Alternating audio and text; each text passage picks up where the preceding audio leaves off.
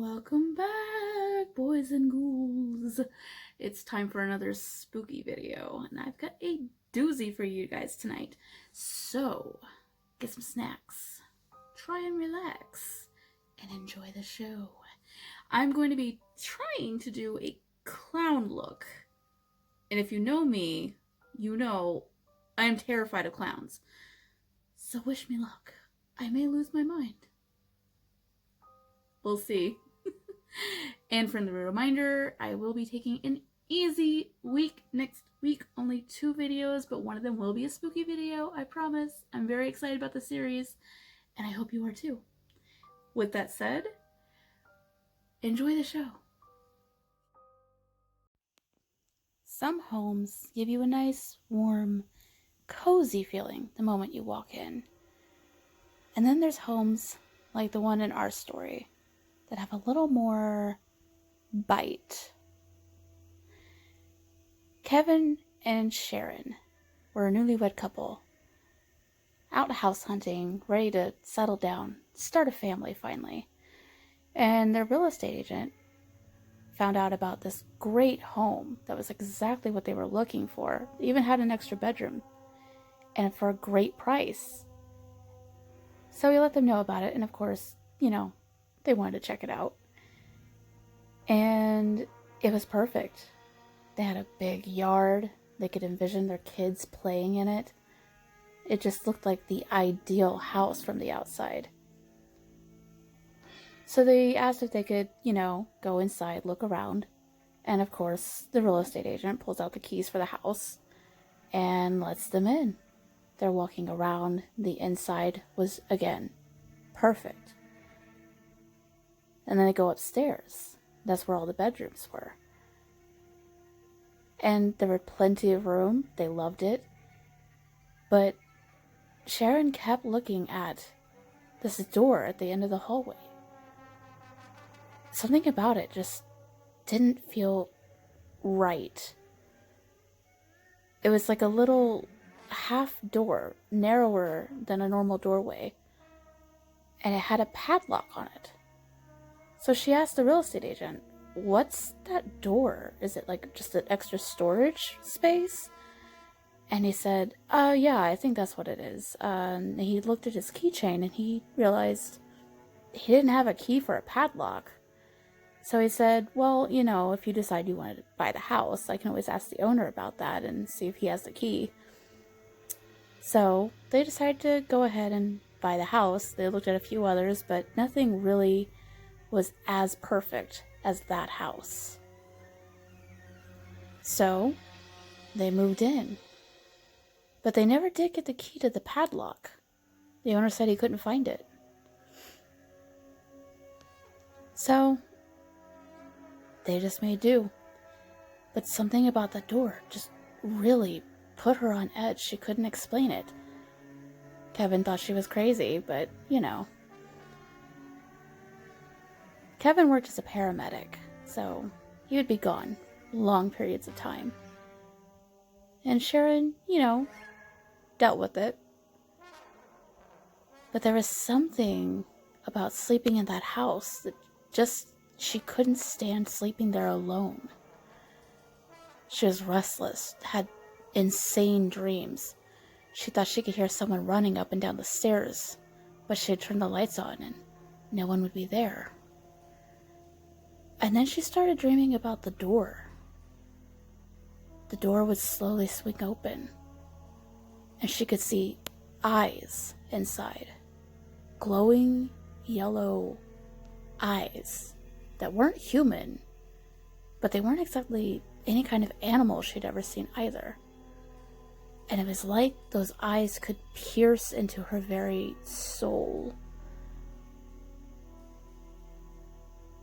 But in the morning, everything would be fine, so she just brushed it off as, getting used to the new home.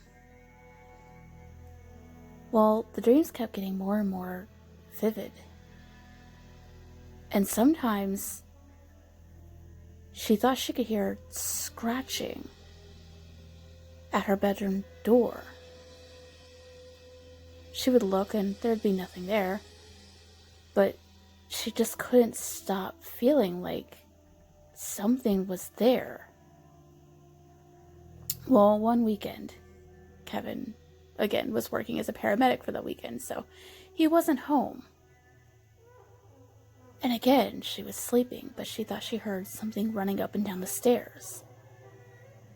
And then she heard the scratching at her bedroom door.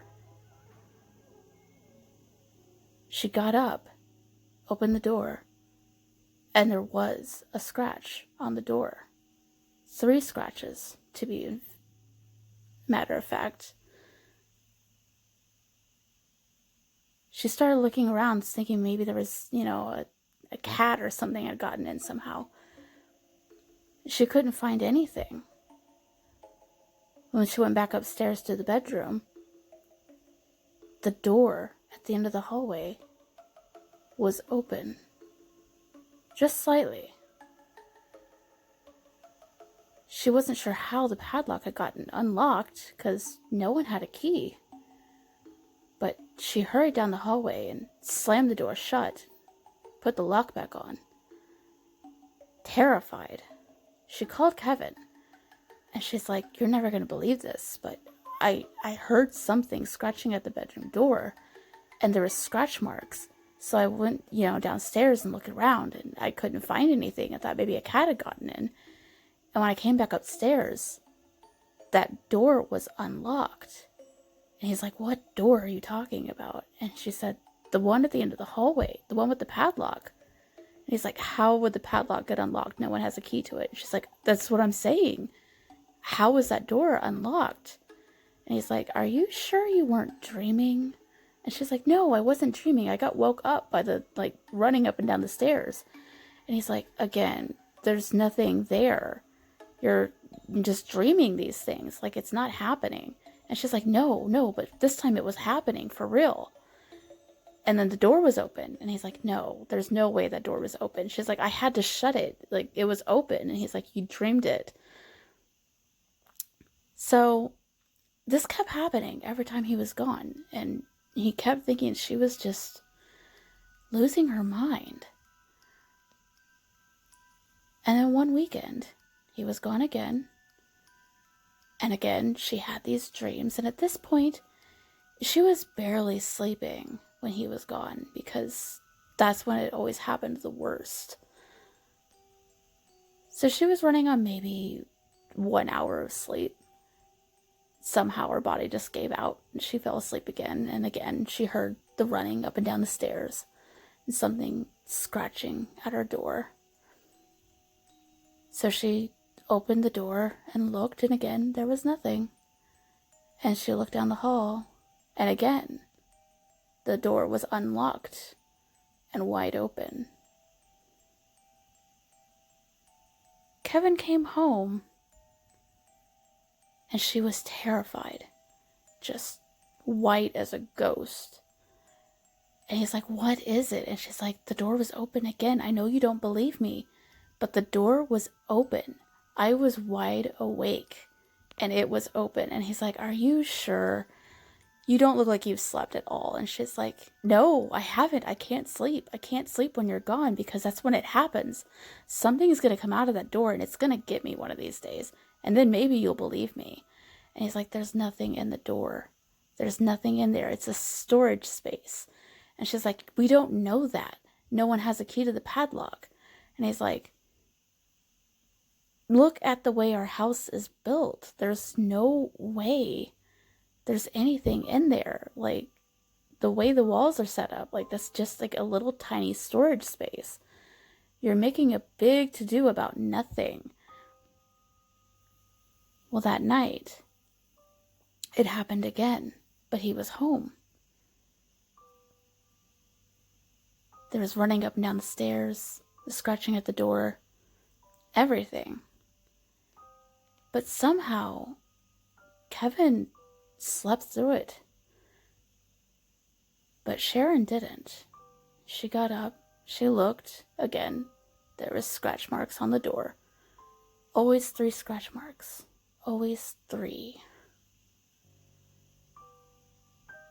She went around the house, nothing got in, came back upstairs, and again, The door was unlocked.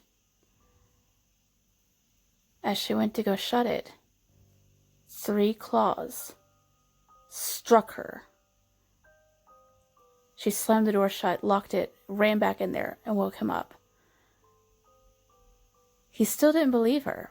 He thought maybe she just had a nightmare and scratched herself. And she's like, how would I scratch myself with only 3 marks? Wouldn't there be more? And he's like, you don't know. You were asleep. You could have just had your hand weird. So, the next weekend that he had to work, again, she was home alone.